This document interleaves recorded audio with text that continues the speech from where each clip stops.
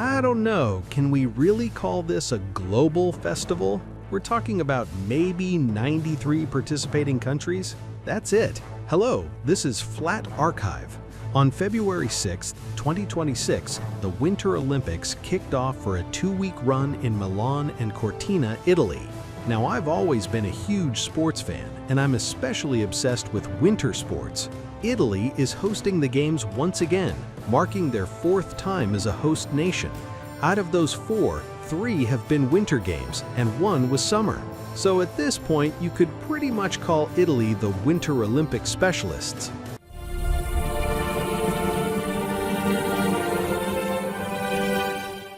Interestingly, not many people actually know the backstory of how the Winter Olympics even began.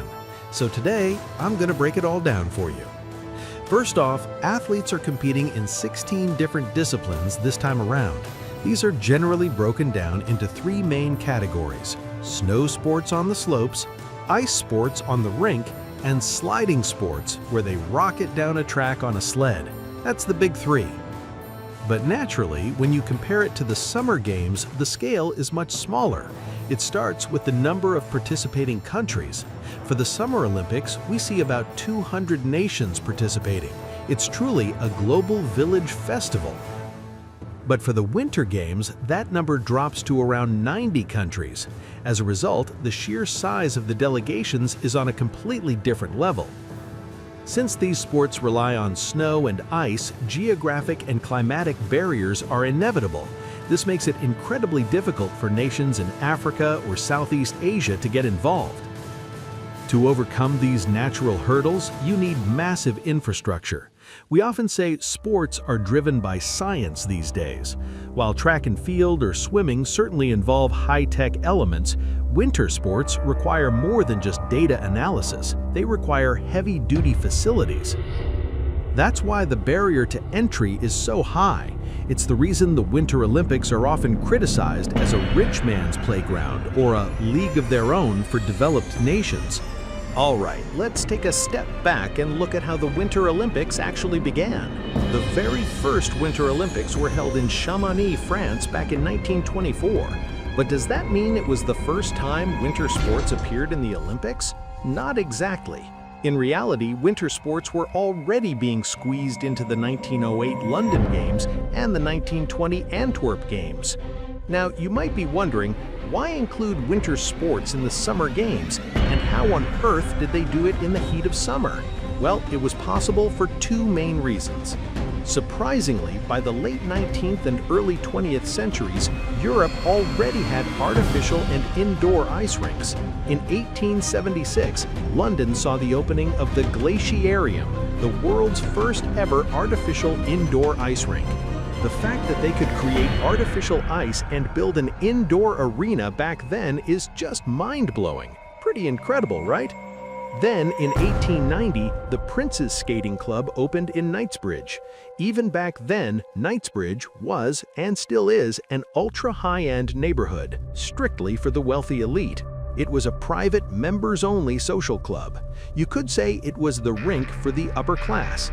And in 1908, this is exactly where the Olympic figure skating events took place. Also, keep in mind that the Summer Olympics weren't the compact 2-week events we know today. They would stay open from April to October, running events over several months, almost like a World Expo. That's why the London Games could hold figure skating in late October and the Antwerp Games could host ice hockey in April. But eventually people started whispering that squeezing winter sports into the Summer Games just wasn't working. Even with the right facilities, the whole setup felt awkward and coordinating the schedules was a total nightmare. Plus, the Nordic and Alpine countries started speaking up. They were like, look, winter sports are our pride and joy, our tradition. We're not just some add-on to the summer fair. This is getting a bit ridiculous, don't you think? And most importantly, it was France, the host of the 1924 Summer Games, that stepped up and said, let's give the Winter Olympics their own stage. Now, France had a few very specific reasons for pushing for a standalone Winter Olympics. First, they wanted to build hype for the Summer Games.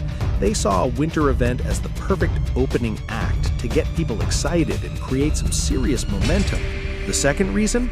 Cold, hard cash. They wanted to put Chamonix on the map and boost tourism revenue.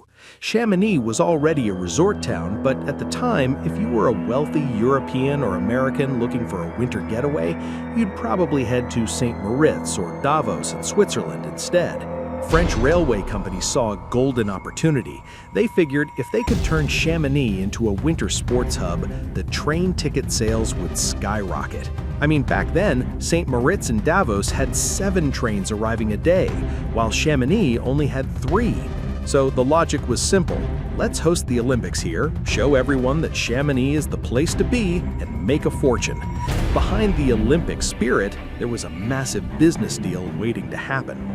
At first, the IOC was pretty lukewarm about the whole idea. They were like, look, real Olympic sports are things like swimming and track and field, pure physical endurance. Winter sports, not so much. Second, they were worried about stepping on toes. The Nordic countries already had their own Nordic Games, and the IOC knew that launching a Winter Olympics might look like they were trying to hijack someone else's tradition. Back then, the Olympics didn't have the global mega brand status they have now. They needed every country they could get, so they didn't want to risk offending their core participants. Also, while today's IOC is a massive, wealthy, international organization, back then it was basically run like a glorified volunteer club.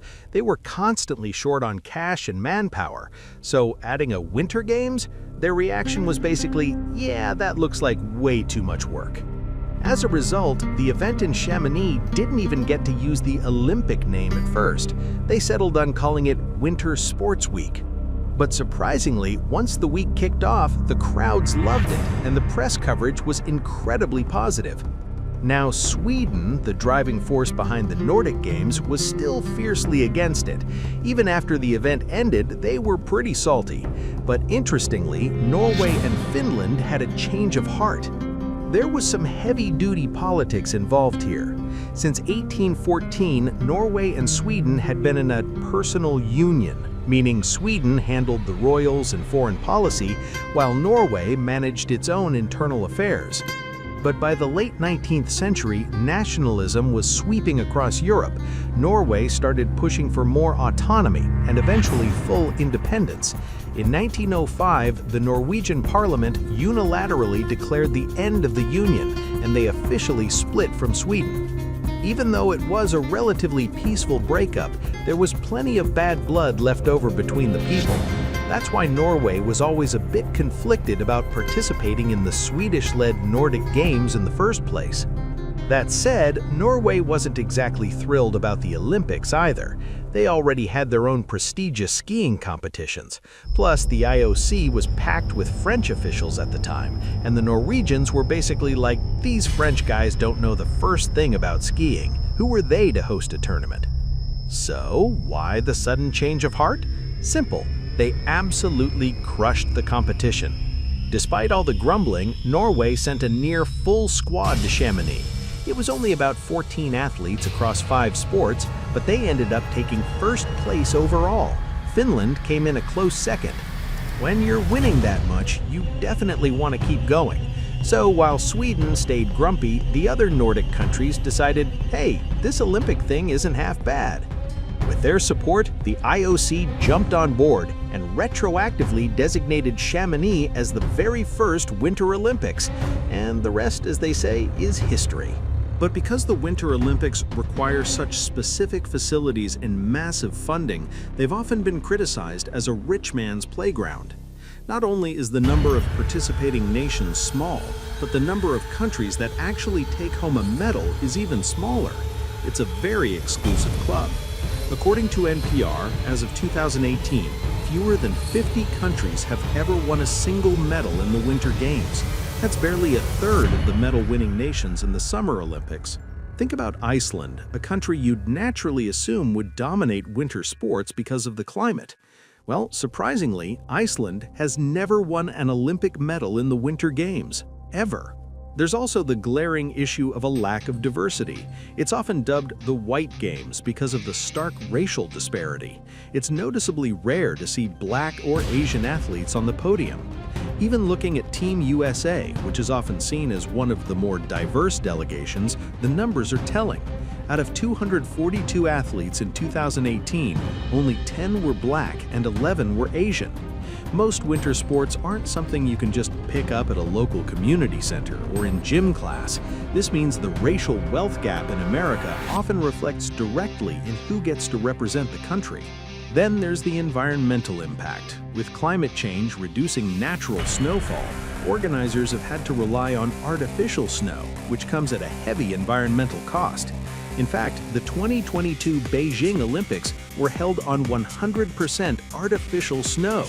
This required a staggering 58 million gallons of water, not to mention the massive amount of energy needed to convert that water into snow. Beyond that, building ski slopes and sledding tracks usually means carving up mountainsides, which has drawn fierce backlash from environmental groups. And of course, there's the issue of sports washing. This became a huge talking point during the Beijing Olympics. Critics argued that hosting both the Summer and Winter Games in Beijing, despite human rights concerns in Xinjiang, Hong Kong, and Tibet, was a textbook case of sports washing. And unfortunately, this is a conversation that isn't going away anytime soon. Because of these issues, the IOC and host nations have recently been launching various support programs to open doors for developing countries. Here in the US, there's a lot of buzz about Team USA sending one of its most diverse delegations ever this year. Now, let's be real, it's still a very white event. But it's also true that they're making a visible effort to address these criticisms and move toward a more inclusive future. In any case, for the Milan Cortina Winter Games, Team USA is showing up in force with a massive squad of 232 athletes. I'll be watching every step of the way, and I hope you'll join me in cheering on the Stars and Stripes. Let's go Team USA!